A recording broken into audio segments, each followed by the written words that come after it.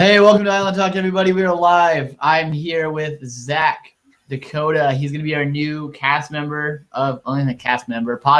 of the show. And I am Nico Holst, your host. It's just the two of us tonight. And depending on how nice I am and how the show goes, we may or may not bring up a couple of our other podcasters at their request. We'll see if they're going to be nice or not. But let's get to the reason why we're here. Zach, welcome to the show, and floor is yours. Go ahead and introduce yourself. Well, like you said, I'm Zach. I've been into Survivor since the beginning. I had a couple off seasons, but since the last few years, I've really picked up the fandom. I'm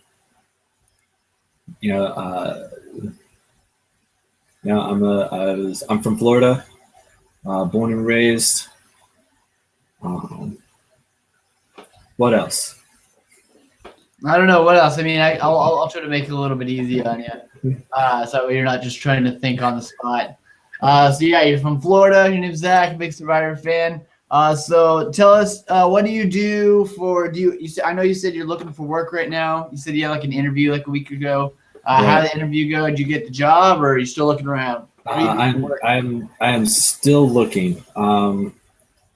I did not get that particular job. I'm looking for work in accounting clerk type areas. Okay. Open to new experiences with training, of course. So if you know of anything, or if anybody else out there knows of anything, hit me up on Twitter.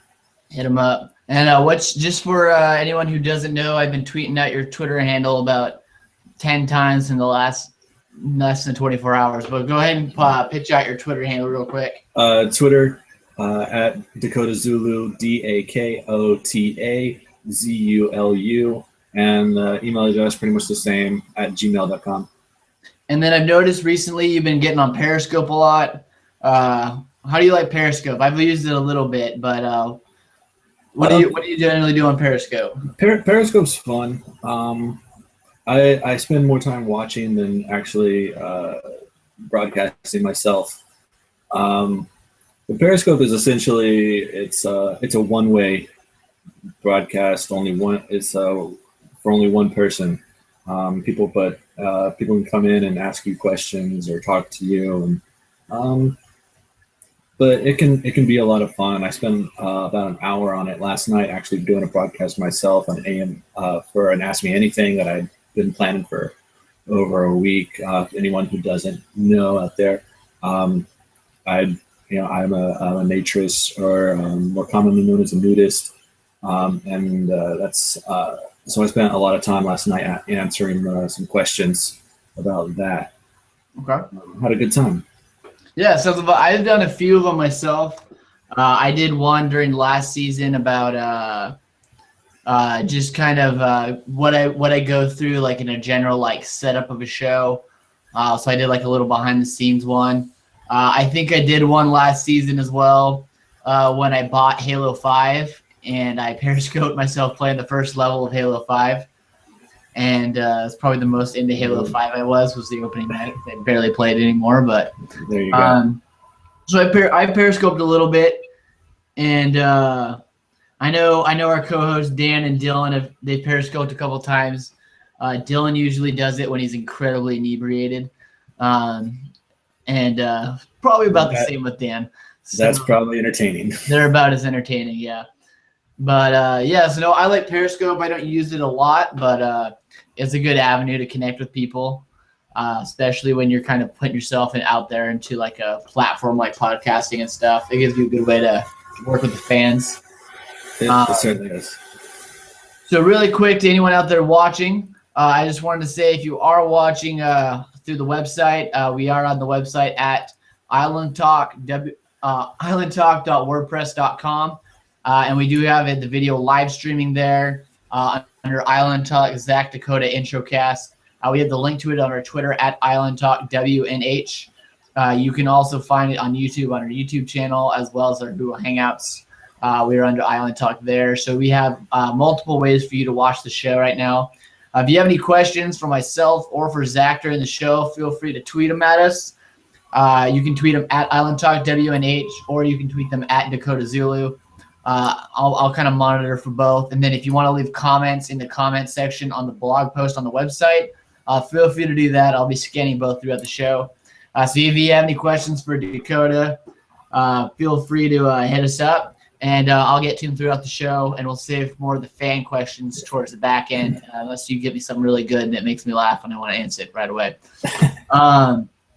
So first things first, now that we kind of got a rough idea what you are or what you do, who you are, a little bit, let's talk a little bit about Survivor, because really I think that's all they give a rat's behind about.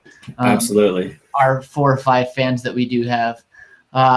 So Survivor, how long? You said you've been a fan for a while. How long have you been watching the show? Well, let me give you the full testimony. My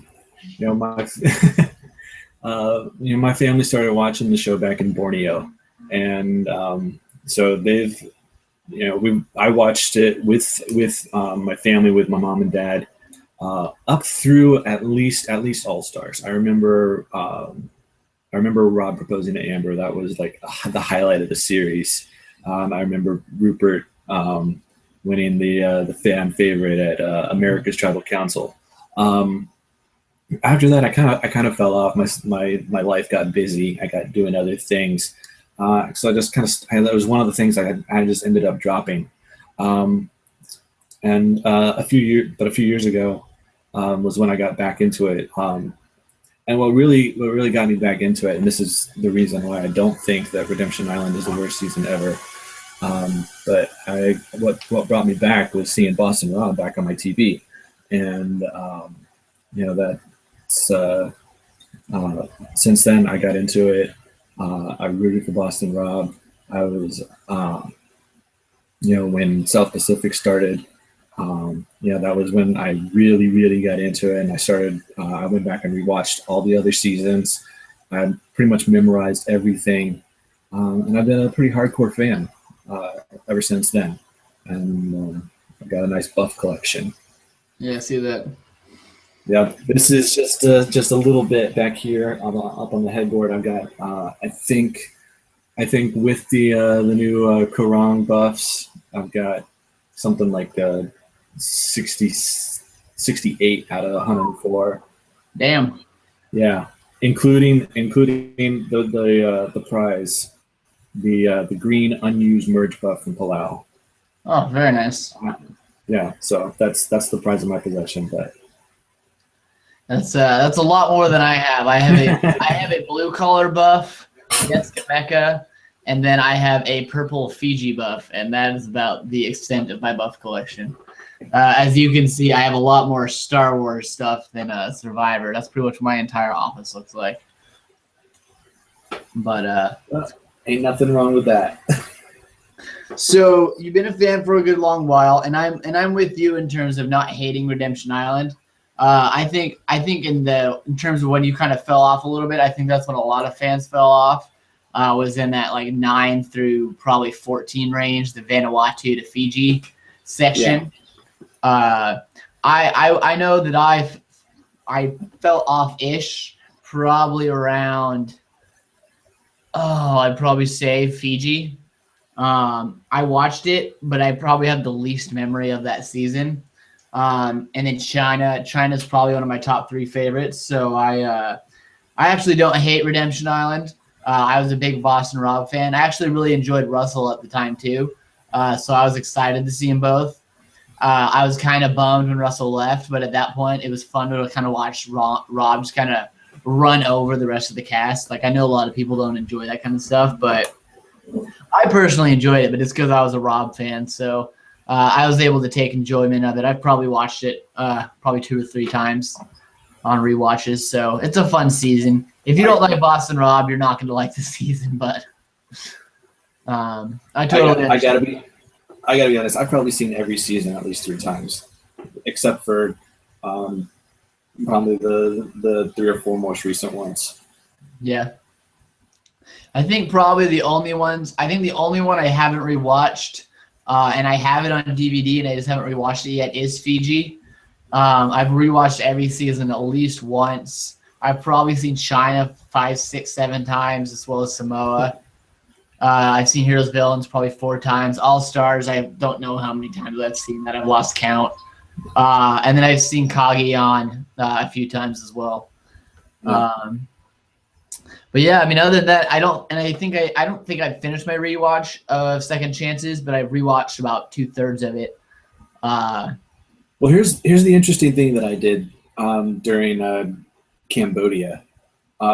Was after every episode, I went back and I rewatched the episode, and I counted confessionals, and that made it a lot more interesting because I could see things coming as the season progressed. I could figure out.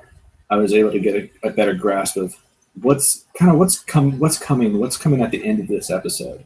So it was about halfway through Savage's episode that I figured it out. Savage is going tonight. It doesn't matter what anybody else, what else happens. I know Savage is going. So just out of curiosity, for my sake, do you still happen to have all those confessional counts? Ooh, I probably do. If you have them, let me know. I want to totally jack those from you. Because we did a draft last season, and I was tracking it for about the first 3 or 4 episodes, and my work schedule changed, so I didn't have time to keep rewatching all the episodes. So I never finished the tallying of all our drafts, so we don't even know who won our draft yet from last season because I never went back to finish it. So if you have those confessional counts, that'd be awesome because then I could go back and tally it up a lot faster. Ooh. So if you do, you can let me know afterwards, and maybe before the season starts, I can let people know who actually won, let alone my own other podcasters because they've been bugging me about it still. So eventually I'm going to get it done, but that would definitely speed up the process. So let me know about that. We can jump back into that later. So do you have a favorite season of Survivor? Or maybe like a top. Absolutely. Who doesn't have a favorite season of Survivor? But yeah, a top 3. I'd have to say Tocantins is definitely up there. Yeah, I feel like Kage-on and Blood versus Water are so obvious. They were such excellent seasons, and the new twists on the themes were definitely part of what made the seasons great. Philippines was a great season.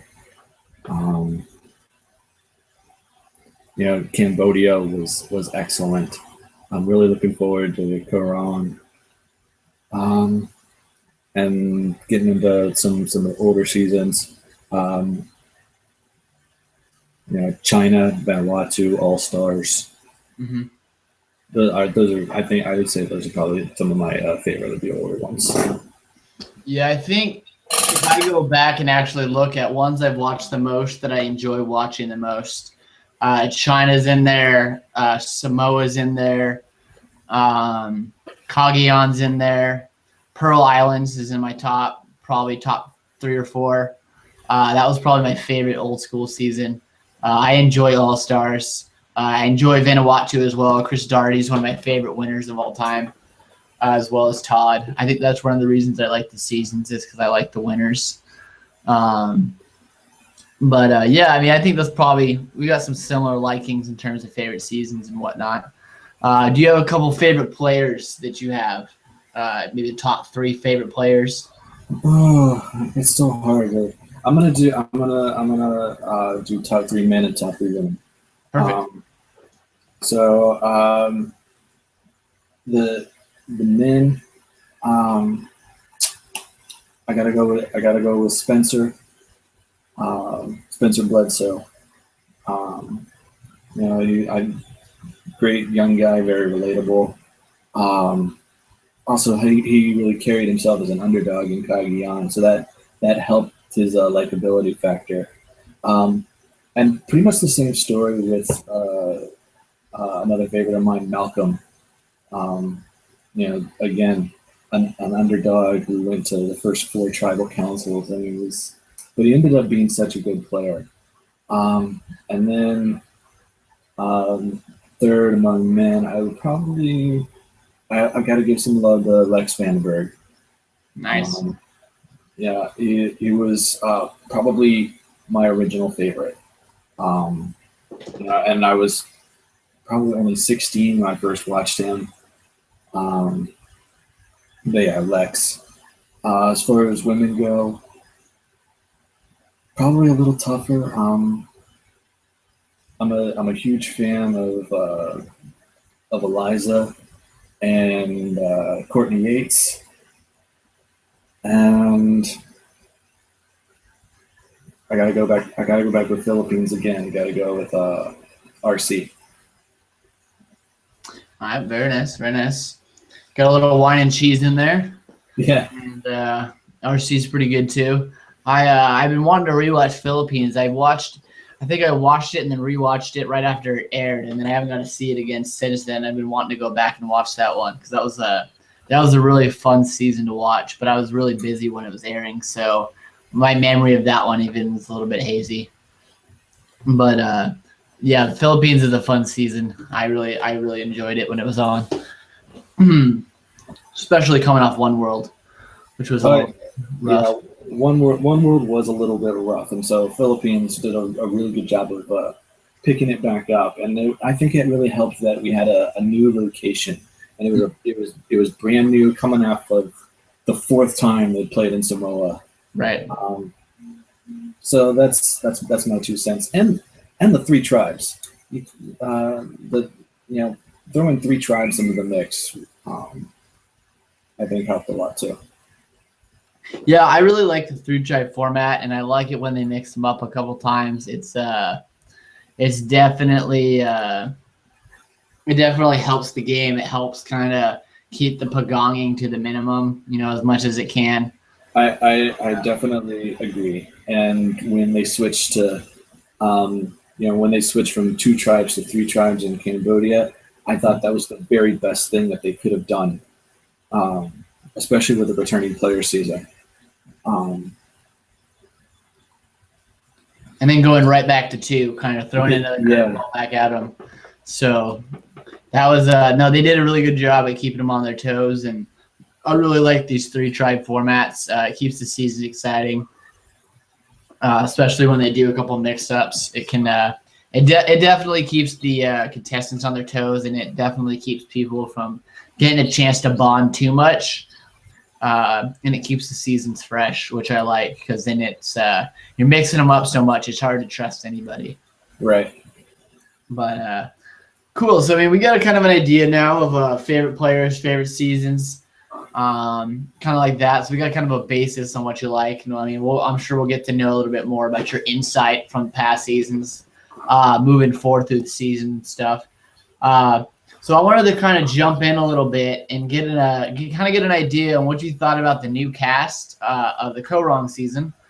We've been liking to calling it to the Survivor what could go wrong, because it looks like about 2/3 of the cast are going to die on the island. But just want to get kind of an idea of what you think of the new what you think of the new tribes, the castaways, the season in general. They throw the new twist in there with the 2 idols make a super idol. Kind of a whole bunch of different stuff that they've thrown in with the new season. I just want to get your take on it. If you want to start, we can start with like the Brains tribe, and we don't have to go over every single person, but kind of get your opinion on the Brains tribe if you want to start there. Well, I'm a little iffy in the Brains tribe, and that's just because of the comparisons with Cagayan. When Cagayan first came out, we heard, it's going to be Brains Bomb Beauty, and then they released the tribes and the cast. Everyone fell in love with the Brains tribe. Everyone, and especially me. And my preseason winner pick was Jatia, and we all know how that ended up. So I love this Brains tribe. I really do. I've seen a lot of activity, especially from these players on Twitter. I think Neil has established himself as an early fan favorite just because of his Twitter activity. Um, I am impressed with them. I'm kind of holding myself back on falling too much in love with them. Um,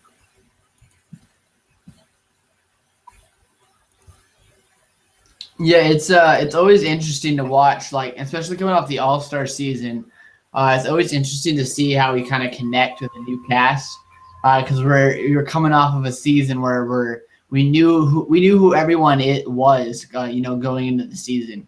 It was a right, lot easier to evaluate last season, and even for us who we started last season on an All-Star season. Uh, Last season, it was pretty easy to evaluate the players because we'd all seen them play. We had game tape on everyone. So as a first season of doing a new season, it's a lot more difficult because you have these 2-minute videos, and these 300-word bios to go off of, and that's about it. So it's definitely a lot harder to evaluate the casts, and it is kind of hard to fall in love with anybody because you just don't know. You don't know how they're gonna play. You can right. you can build your opinions off of them in their little 2-minute videos, but it's really hard to kind of get a grasp of how they're actually gonna do. So it's kind of hard to like put your heart out there because you're afraid that like you said, you had Jatia back in Cagayan, and that didn't work out too well. I think I picked Garrett to win that season, so I was Yeah, Cagayan was a disaster for Brains altogether. Mhm. I don't think anybody expected Tony to be as good as he was. Um, I think going into the season, you kind of expect, oh, so the Brain Tribe is going to dominate the mental challenges, and the Bronze are going to dominate the strength challenges, and the Beauty's just going to get picked off one by one. And then we see uh, LJ, who was kind of amazing for their tribe. He performed very well in those puzzle challenges, and Sarah did all the puzzles and cut for Apari. So it's so easy to underestimate these other tribes, but you don't want to overestimate tribes like the Brain tribes, like Luzon and Changlo. Yeah, it'll be interesting. I'm excited. I kind of like the Brains tribe. Just kind of looking at the cast. I think when we did our preview podcast, I think we just decided that Joe's just gonna die out there. He's a prime suspect for medevac. But I mean, who knows? He's also like only the second 70-year-old to be cast, so I think that's an interesting bit for this season. So you said your favorite on the Brains tribe. You said you like Neil. Or who's your favorite on the Brains tribe? I like Neil. I think Neil has established himself as a fan favorite based on his Twitter activity. I think based on the Meet the Cast, I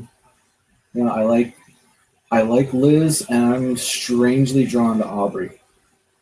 It's just this weird, the connection of weirdness that I feel with her. But she kind of reminds me of Shireen like that. So yeah, I think that was actually the exact comparison we made last week when we were doing our preview show. We said her quirkiness and she definitely has that quirkiness that resembles Shireen. So hopefully she can overcome it a little bit better than Shireen did. But it'll be interesting to see how it plays out for her. So let's the Brains and let's go into the Brawn tribe. What do you think about the Brawn tribe?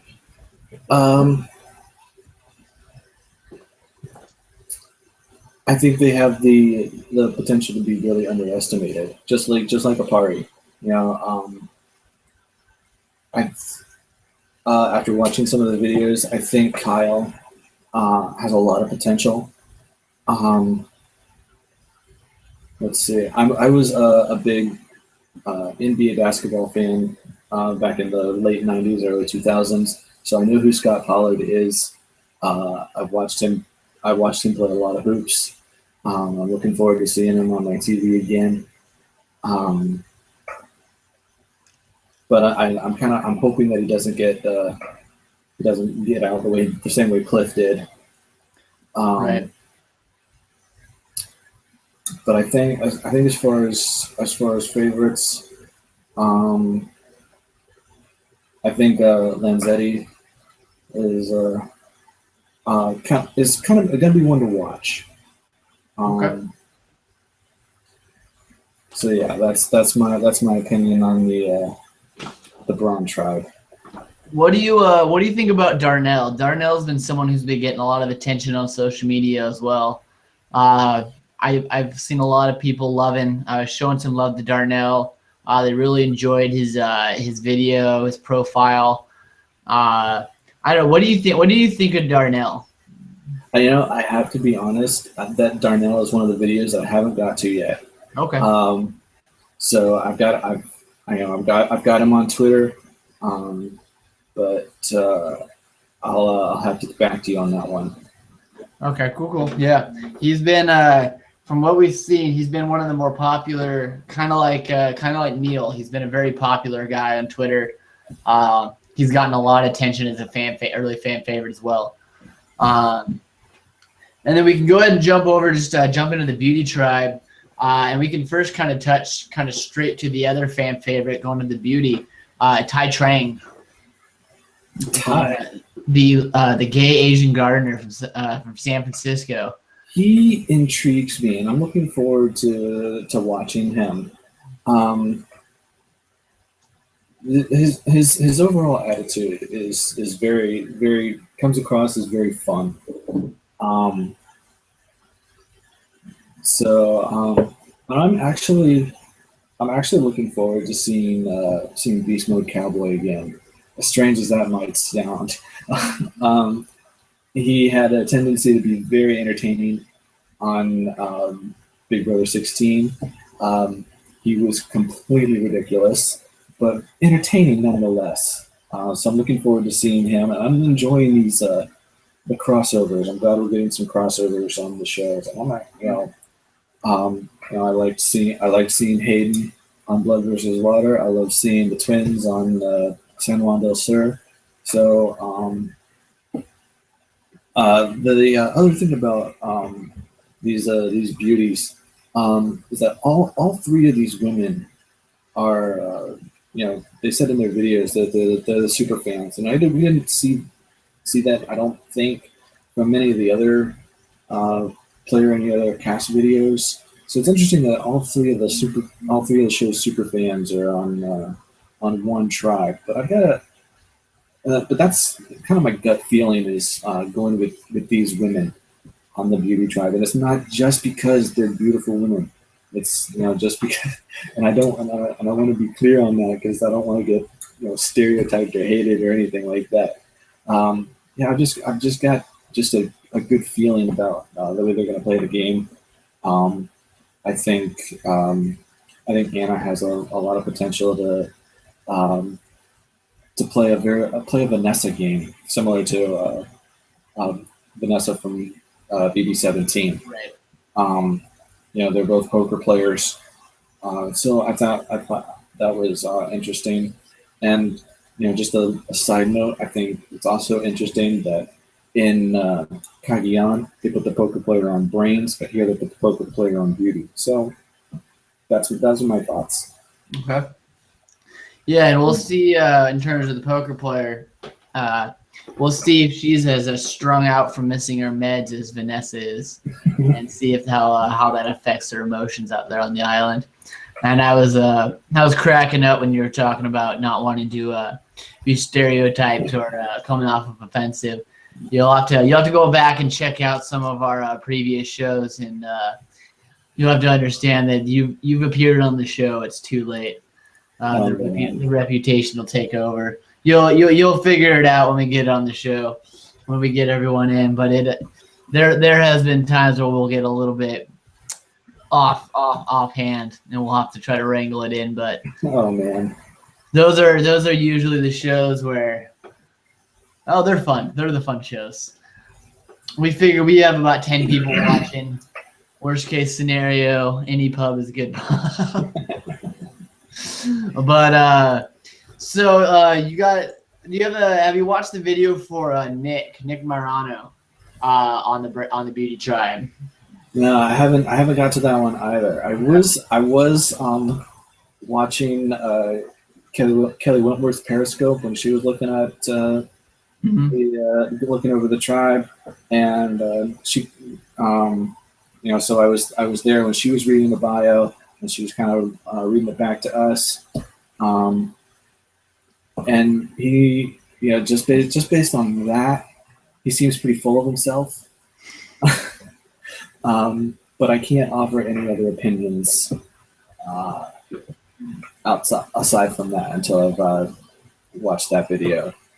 I feel like the fan reaction to him has been either they love him because they feel like he's so self-aware and knowledgeable about how humans are and or they hate him because they just feel like he's this pretentious douchebag that's full of himself. Right, and I've heard both sides. So it's been like 50-50. It's either people really love him or they really hate him. I'm reserving judgment on most of these players until the show starts. Mm-hmm. But even then, I gotta go back to Worlds Apart, where the show started in the first couple of episodes. You're forming first impressions, and you think, oh well, this guy's like, he's really surprising. I kind of like him, and then they do something so incredibly stupid, and it's like, oh my gosh, I hate this person. But and then we bring him on our show 3 times. We without mentioning any names, but yeah. I'm sure you can tell him all about it when he comes on the show this season. He'd be more than happy to talk to you about it. But not naming any names, but Dan.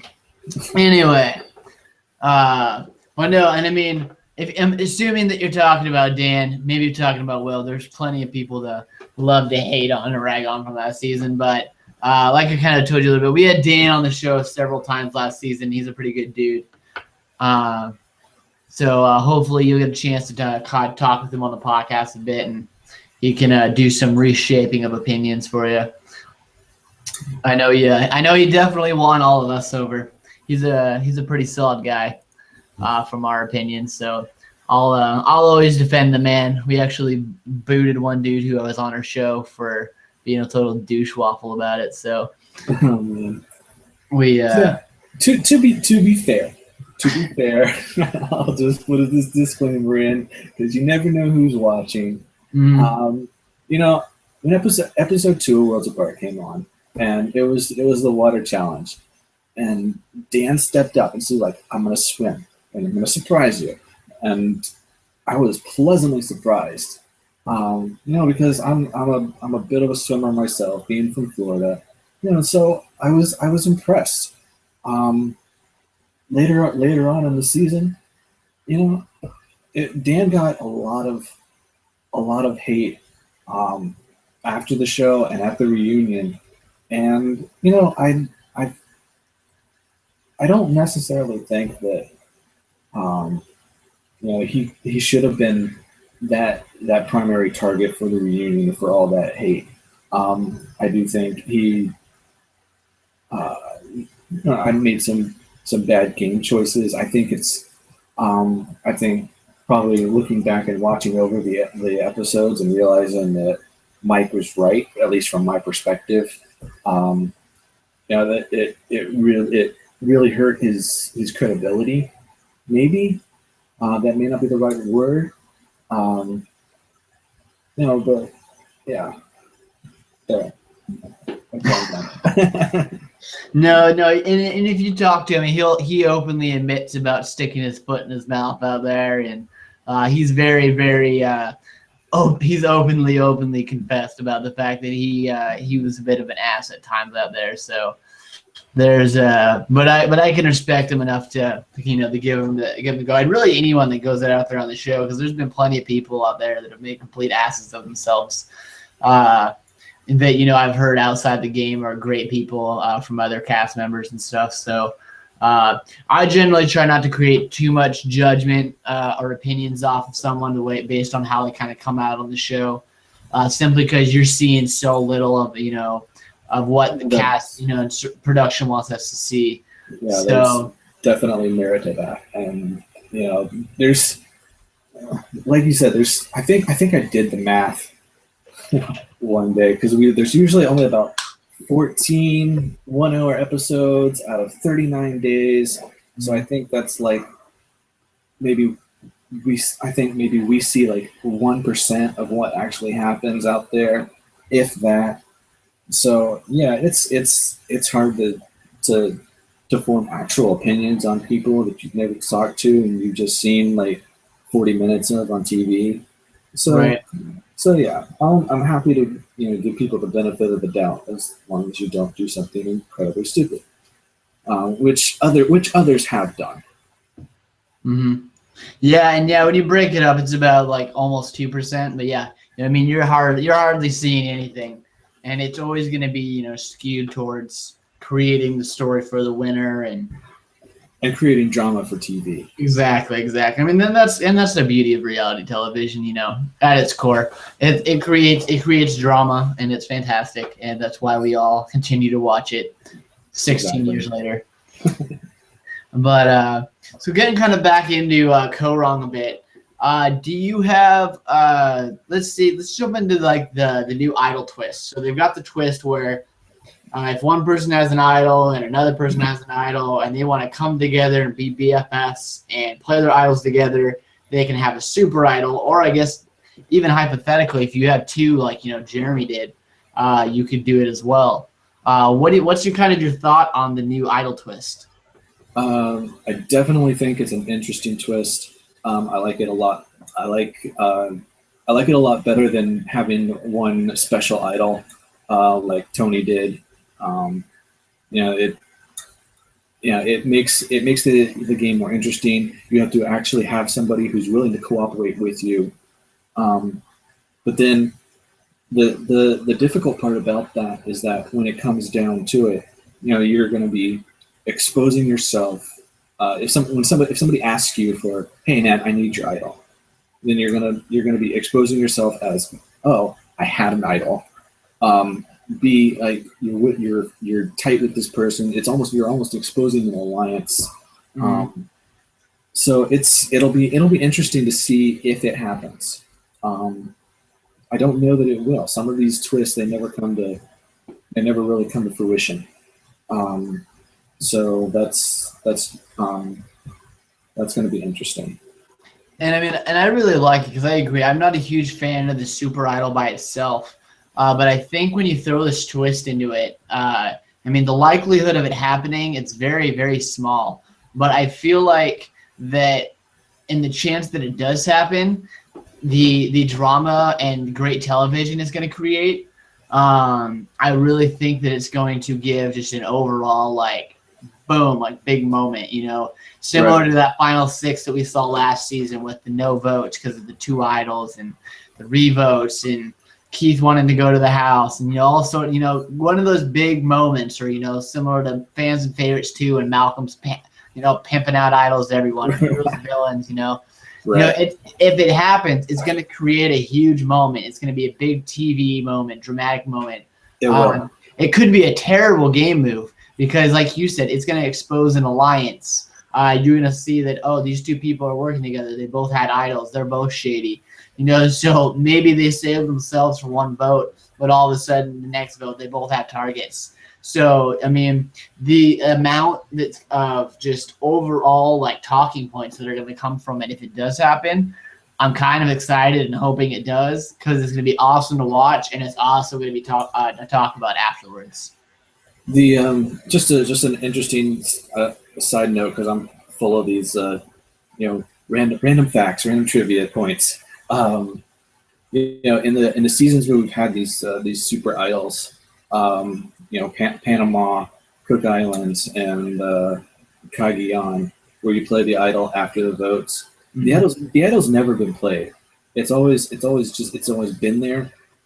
It's been in the back of people's minds, and it's turned away votes, but it's never actually been played or used. Yeah, absolutely. I mean, it's always been used as a bargaining chip. Terry. Everyone knew that Terry had the idol, and no one wanted to vote for him because they really couldn't. I mean, they didn't know right away, but once he reveals it, it's like crap. What do you do? I mean, not that it mattered because he won freaking every immunity challenge. Up until the final three. And they couldn't even split the votes on him because he kept winning immunity. Right. So, and then I mean, and Yule really played his well, played his to his advantage. You had the big moment with him and Penner, where he uses it as a bargaining chip with that, and then eventually using it to get people to vote Penner out to get a vote from Adam, and then Tony eventually found a way to use it really well too, and made up his own rules for it. Yeah, Tony tricked him into thinking, oh, you can use it at 4 instead of 5, but that got him into the final 3. So he's they've all been. I feel like the people that have had them have played them pretty well. I mean, I wouldn't say Terry played it super well. It's just a matter of him just winning every challenge. Right. But I mean, either way, every person that seemed to have had it has either not won, but I mean, if Terry makes final 2, Terry's winning. Absolutely.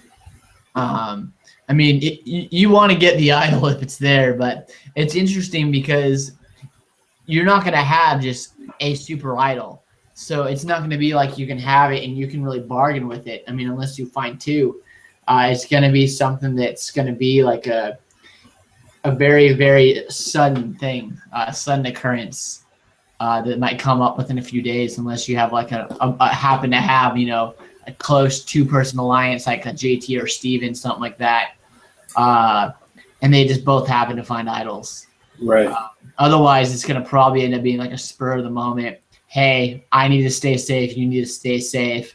Let's save one of us.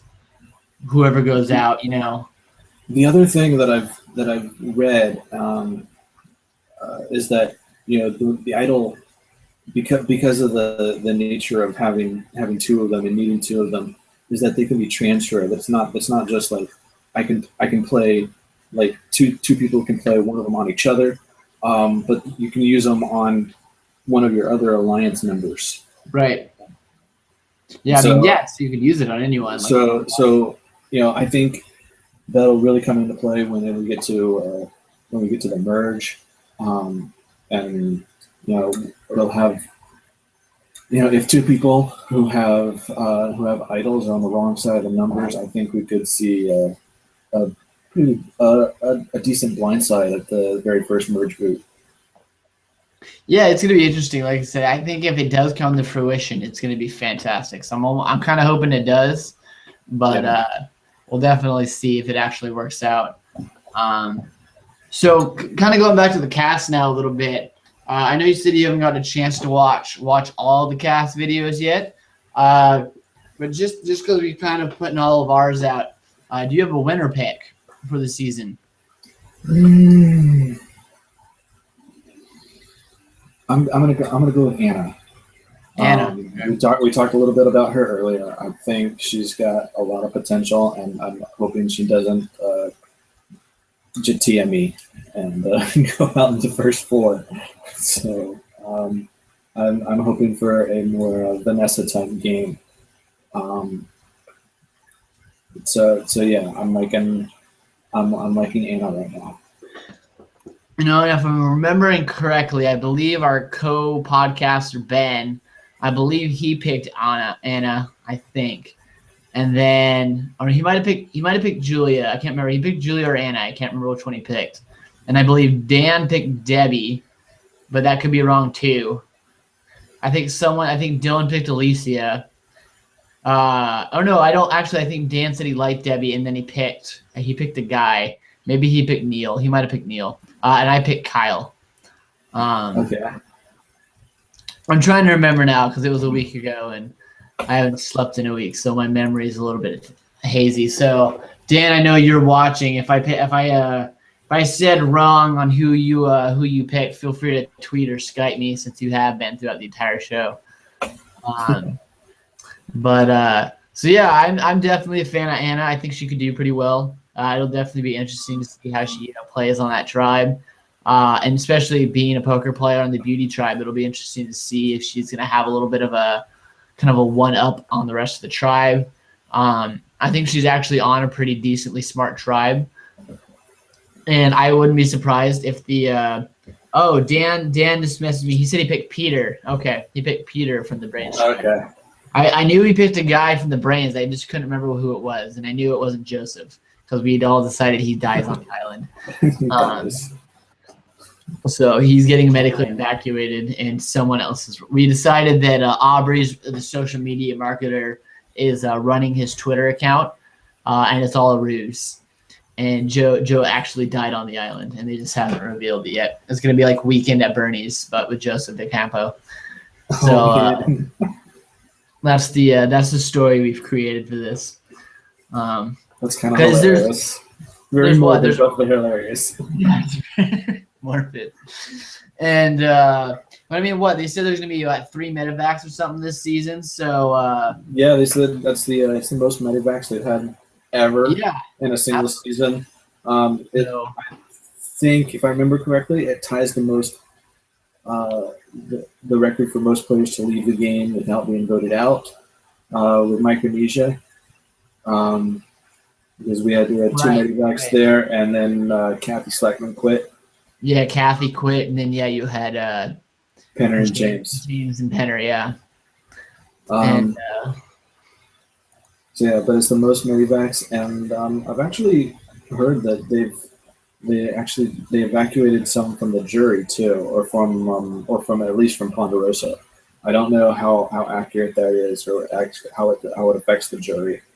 Like after they were voted out of the game. Yeah, then they were medevaced out of Ponderosa. Okay. So, yeah, I didn't hear that. I've been trying to stay away from spoilers because about halfway through last season, I'd say right before Savage got voted off, I accidentally saw a spoiler the boot list for Cambodia, and I was really pissed. And it wasn't entirely accurate because I believe at that tribal council, Steven was reported to go home. But the final 3 or so ended up being correct, and it had Jeremy as the winner. So it kind of ruined the season for me a little bit. It was completely unintentional because I hate spoilers. Same here. And this is like I said, I don't like spoilers either.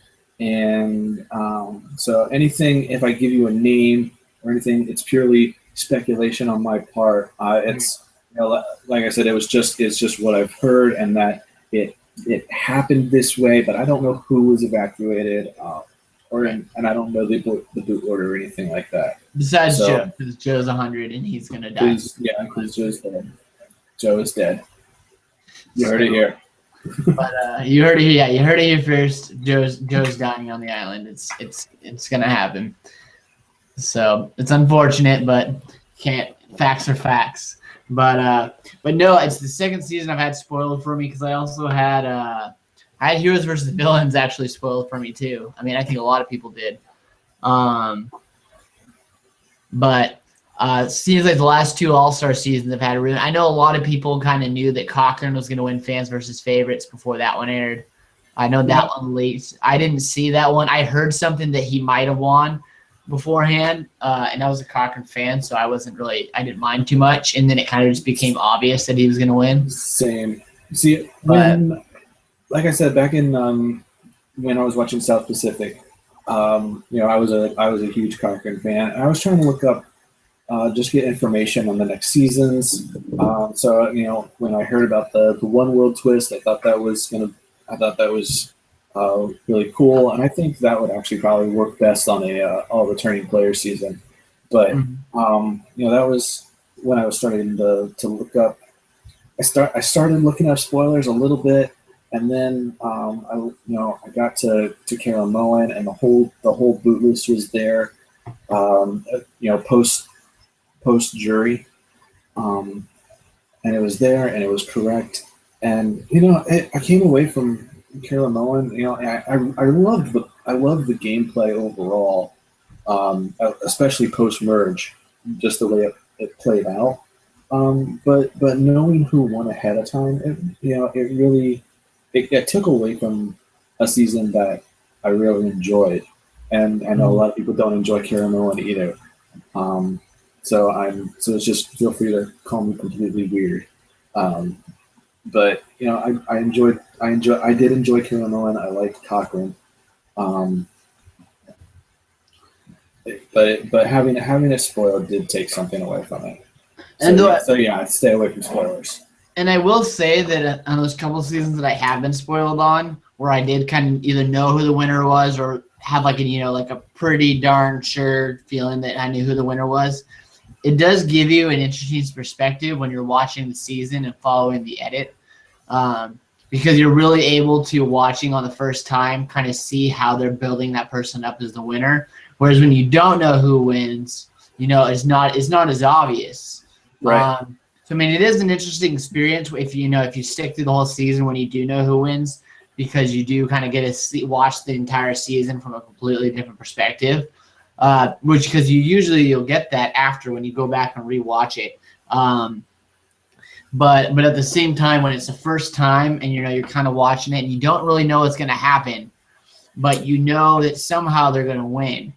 And so you're watching, and I mean, it was definitely an interesting experience, like especially in Heroes versus Villains, watching, knowing that Sandra was going to win from the beginning of the season, watching that unfold and watching Cochran win, and then watching basically from the merge on, knowing that Jeremy was going to win.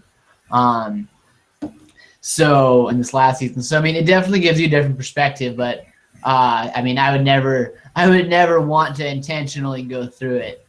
Absolutely. And I enjoy the other thing about perspective is that when you don't know what's going to happen, you're actually able to form, I think, more genuine opinions about what's about a player and what's going on, and you don't see it as, oh, well, I know he's going tonight, so I'm watching and I'm seeing, oh, this is why he's going. You're watching to say, hey, oh, he's getting a lot of screen time. I like this. Either I like this player, I don't like this player. I don't want him. Maybe I want them ought to be on the be voted out or not.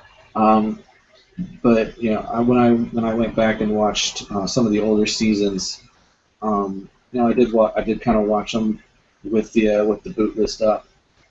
So players like Shane and Penner and Russell, who are primarily considered villains, because I knew where they were booted. It kind of took away from me being able to form my an opinion about them, or to be able to hate them as villains, the way that a first-time watcher with no knowledge of what's going to happen kind of would. So that's my 2 cents on that. So no, I mean, I totally agree with you. I mean, I was able to watch all the seasons when they aired, so I never really had to go back. But it has been interesting going back and watching some of these seasons with my wife, who never watched Survivor. We watched the first 10 seasons before this last season aired, and then she watched a couple of random newer ones. But so just kind of going back and watching a lot of these, and then kind of watching them from her perspective, and kind of asking her questions on who she thought was going to win and who she liked and stuff, and kind of getting to doing the whole new experience all the way through with her. It's been pretty fun. Something I want to keep doing. We just we kind of stopped at Palau. We haven't picked it back up yet, but want to get back to it. So we actually have Dan on the show now. I have him muted for the moment. And I don't know if he's flipping me a bird or what he's doing. I saw a wave, so we're gonna go with that. Saw a wave. It wasn't the one finger salute there. I'm doing like the brap gangster type of hello. I'm trying new things out. So Zach, this is our Canadian podcast host from the Great White North. The Canadian. Dan Ball. That's how I get introduced at the dinner parties. Yeah. This is the Canadian. This I'll be the Floridian, I guess. He's our foreign friend. Yeah, you're all just Americans in my eyes, so you all blend together. That's not. Couple of observations though. Zach, do you own some kind of parakeet or a bird? No. Ooh, I heard it again. That sounds like Twitter. That's actually the Periscope variation sound. Okay. My phone is not muted like it should be. So there, you shouldn't hear it anymore. Well, that is completely unacceptable, Zach. As I told you, we are a very professional podcast. I don't even care because professionalism. Second observation was the club banger beat that Zach has for his text messages. I want that as the Island Talk theme song. We need like a club banger. I heard like some music come on in the background throughout the podcast. I don't know what it was. I assumed it was your cell phone, Zach. Maybe it was something else. But yeah, that music, get it, Nico. Track that down. Use whatever the hell that app is where you can hold it to shit and it tells you the song. Yeah, track that down, Nico. Shazam. Yeah, there you go. No, I'll get right on that. But yeah, I don't have many observations other than that. I don't think you really want my opinion on how the show went. Oh, I generally don't want your opinion. But, some people seem to like it, so I've left you on the show. It's mostly just so I don't come off as a blatant ignorant American. Yeah. I gotta have at least one foreigner on the show. So I'm like Daryl on The Walking Dead. Probably the producers are kind of sick of Daryl at this point, but he's such a fan favorite. If you kill him off, you're gonna have a riot on your hands. You can't get rid of Daryl. Right. I mean, we could dump Dylan at pretty much any point. Now. Now we got Zach, and Zach kind of looks like Dylan. I'm not gonna lie. So. Great. And he's much less offensive too. So. Yeah, he's very. Very well to improve our ratings with the women. He hasn't called anyone a cunt yet. So. Other than that, Zach, you said you were 16 when you saw Lex. How old are you now? I'm 30. I'm turning 31 in June. Okay. So you were 16 when Africa aired? If that was 2001, yeah. Okay. Yeah, it'd either be late 2001 or beginning of 2002, but yeah, roughly. Okay. So yeah, I'm no longer the elder statesman on the podcast. Cool. Yeah. I'm just the token Canadian. Right. Not sure which is worse. Yeah, they're both pretty bad. Yeah. Oh shoot, my mouse. Oh, there we go. And other than that, the only thing I really was shaking my head about was I don't like Neil at all for his Twitter stuff. I think you guys just trying too hard. I want you to get noticed for what you do on the show, not your Twitter, what you tweet out each week. And I know it shows you're involved with the fan base, but maybe I'm not that into Twitter where I care that you're interacting with people and stuff. That doesn't do it for me, But other than that, I could see people love Neil for that, but for me, it just kind of turns me off on him. It kind of, to me, it almost reeks of first or second boot, and he's trying to get his a little bit he's trying to show in as much as he can. Yeah, I'm going to be on this show for 2 weeks. I can kind of see that, and I can understand where you're coming from. Me being a fan and liking to interact with the players, I appreciate when players like Neil who have interacted with me. So that's everybody's different. Everyone's going to have their own opinion. It's the only thing you're entitled to.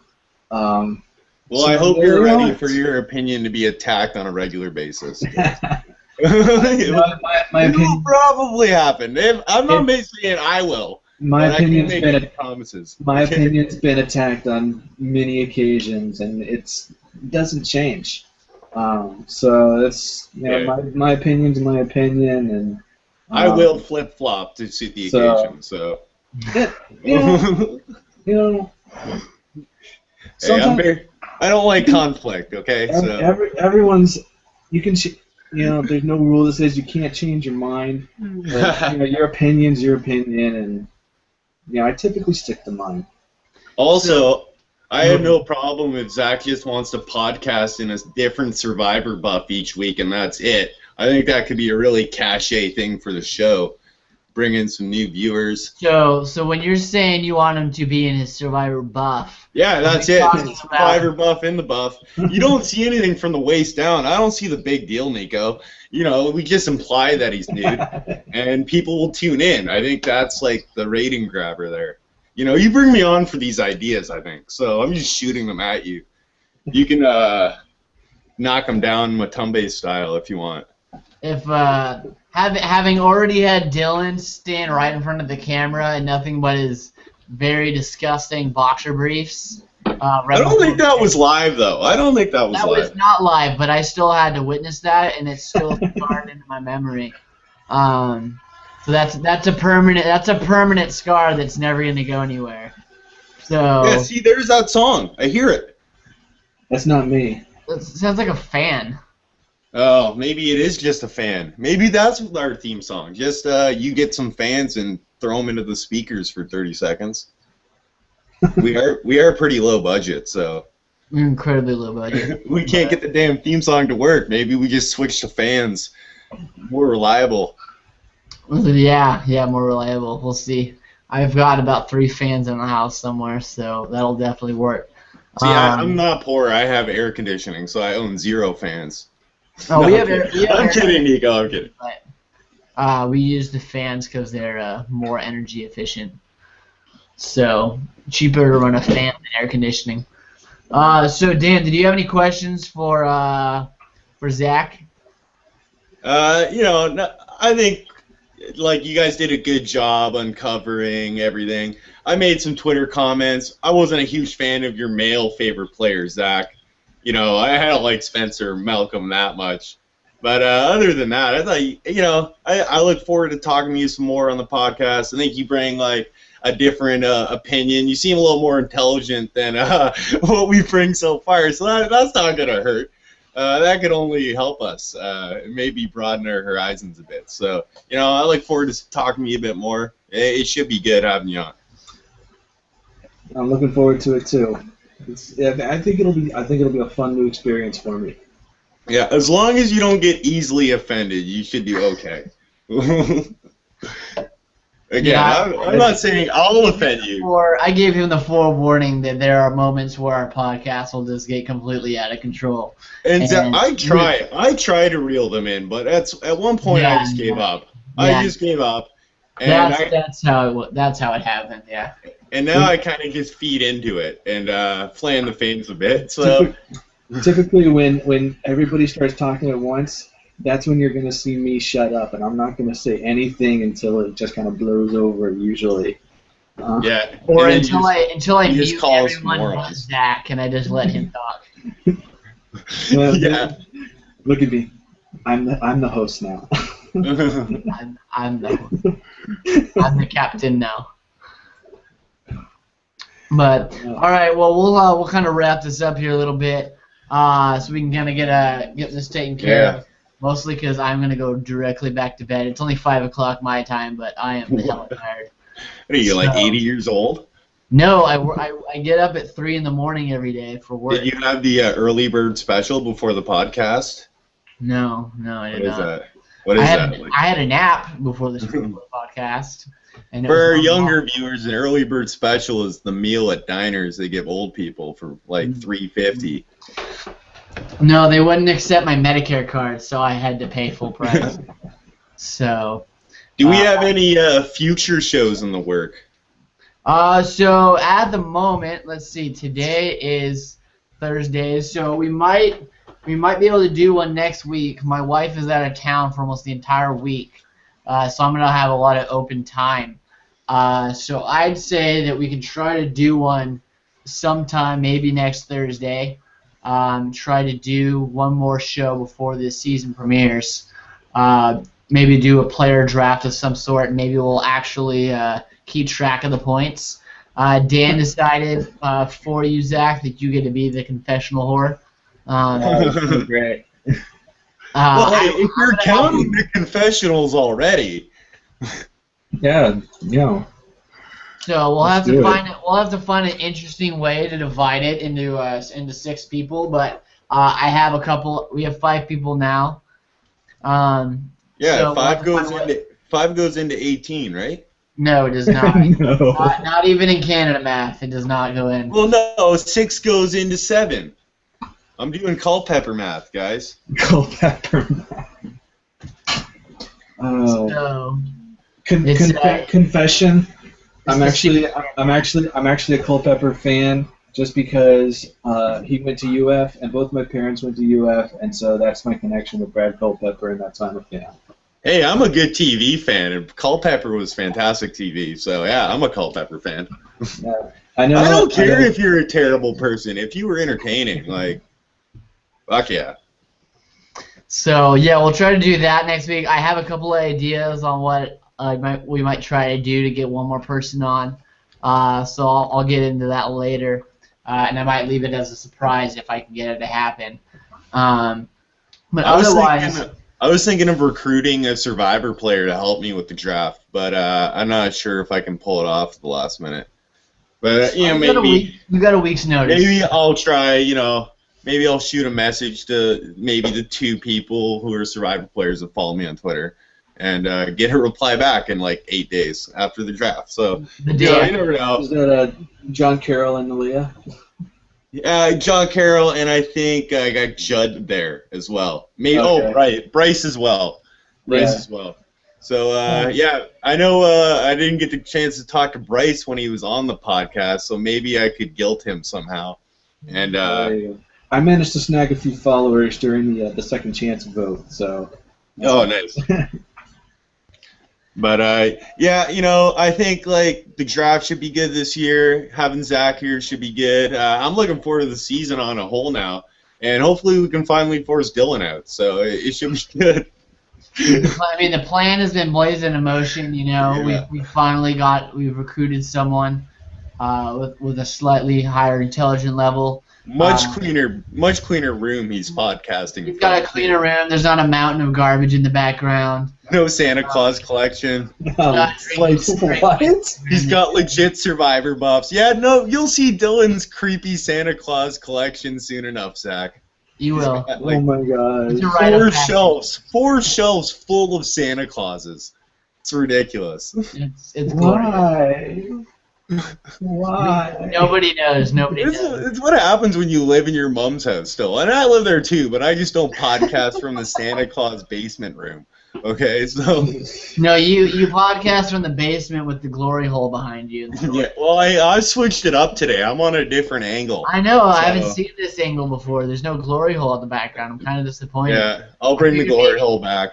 I figured maybe it was in use and you just didn't want to put any graphic images on the screen for our younger. Well, should I draw cool, like, you know how on real glory holes, I've never seen one. I don't know on real glory holes, no. But in movies, they always have, like, cool drawings with, like, black marker and shit around it to make it look, like, cool or something. So should I draw, like, a picture around the glory hole, like some sort of target, maybe a clown's mouth? I don't know. Give me some Twitter suggestions, guys. Give us some Twitter. Okay, I'm gonna. I broke Nico. I got Nico with that one. Tweet at DanBall44 for suggestions and hashtag it at hashtag Dan's Glory Hole. And, that's a thing now. That's a thing now. If you were able to watch through this entire show and you want to let us know, the hashtag is hashtag Dan's Glory Hole. Hey, I love how I was on for 10 minutes and I got the hashtag. Boom, I'm winning. Let's just say that I won't be searching that hashtag on Twitter to see if you tweet it. So. Ever. Don't even go to see if that's ever been tweeted out before either. I don't even need to check. I just don't need to know. It's not something I need in my life. No, you're not getting back good images. No, that's going to be one of those things where I go to search it, my wife walks up, and it's just a bunch of glory holes. And I have to explain that to her as she questions my sexuality. So we'll leave that at that. But yeah, if you guys don't have anything else about the show, we'll try to come back next Thursday, same time roughly, and do our Survivor draft. So prepare for that. And then if you guys want to, I've been trying to encourage the rest of the gentlemen to actually blog on the site. God forbid they actually do it. But if we can, I want to try to get everyone to post their preseason power rankings up on the site. And then at some point, Nico, that's going to be the name of my blog, Dan's Glory Hole. No. It's all come together now. That's why I haven't blogged at all. I didn't have a title. So there we go. Well, now that Coming you at you weekly, Dan's Glory Hole, where I'll talk about all glorious things that week from Survivor or something. I would definitely say maybe use a different physiology than coming at you. No, did I say that? No pun intended if I said coming at you, because totally going to intend that pun from now on. All right, let's see. As you can see, Zach, this show gets quickly out of hand. Oh, man. I can't wait. You had me on for like 15 minutes, maybe tops. Not even. And it's already like degenerated so quickly. I'm sorry. No, see, that's why we have him on the show, because he says sorry, and it makes me laugh inside. Yeah, well, I apologize when I'm inappropriate, unlike you guys. So. No apologies on my end. I have no shame. So we'll wrap this up. So next Thursday, tune in again, and we will be doing our Survivor draft. And if we can work something out, we might have a surprise up our sleeve for there. My sleeve is already up, but so we'll see what we can do with that. Yeah, Ben's gonna bring a selfie stick. Ben is angrily tweeting me that I'm ignoring him apparently on Skype. I wasn't even paying attention, so. Wah. Otherwise, we are good to go. So, Zach, it was a fun show tonight. I am glad you were able to come on. We could kind of do an introduction show for you. Let the fans kind of get an idea who you are. And I'm just going to say prepare for the ride, because it's going to be a rough one for this first season. So I'm going to get medevaced, I swear. We can't say that won't happen. There's a good chance that you might get medevac from this. No, you might pull yourself from the game. I think that's good. It might be like a Nyanka where you just voluntarily quit. Oh, let's see. Dan just died. Just straight up dropped out of the podcast. I have no idea what happened to him. So that's unfortunate. But yeah, Zach, thanks for coming on. I hope you enjoyed it. And I had fun talking with you, and I'm looking forward to having you on the show this season. And did you have anything you wanted to close with? Not particularly. I enjoyed tonight. I'm looking forward to seeing the rest of this season. Doing this on a regular basis. Tonight was fun, and looking forward to this new experience. It's always fun having the chance to meet new people and get new opinions and make new friends. I mean, and really, that's what we're about in the end. Is we do this for fun, you know. We try not to take it too seriously, because it is a TV show. It's a game. It's meant to be fun. So we try to have a lot of fun on the show. So I think if you're here to have fun and just talk about, shoot the crap with Survivor and just talk about it and have fun with it, I think you're gonna fit right in with us.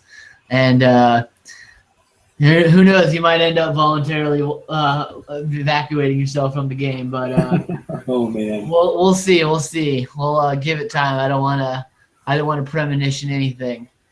But all right, Zach, if you don't have anything else, one more time, you can follow him at Dakota Zulu on Twitter, as well as same on Periscope as well. That's right.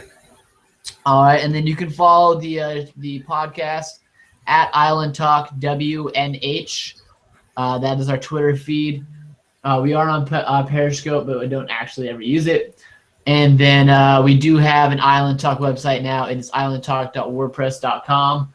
And if anybody is a BMX and X Games fan, I just got notification that X Games legend Dave Mira dies of apparent self-inflicted gunshot wound at age 41. So I don't know if we have any X Game fans out there for our 2 followers that are watching at the moment at the end of this, but X Game fans, that is tragic news. So prayers and good thoughts to his family. But otherwise, we're gonna wrap up the show here. So Zach, again, it's been an absolute pleasure. And for everyone watching, we'll see you next Thursday, and then we will be back with you after that to launch the season. So it's very close. We're very close. We got about 13 days, so very excited. Thank God the drought is over. I know, right?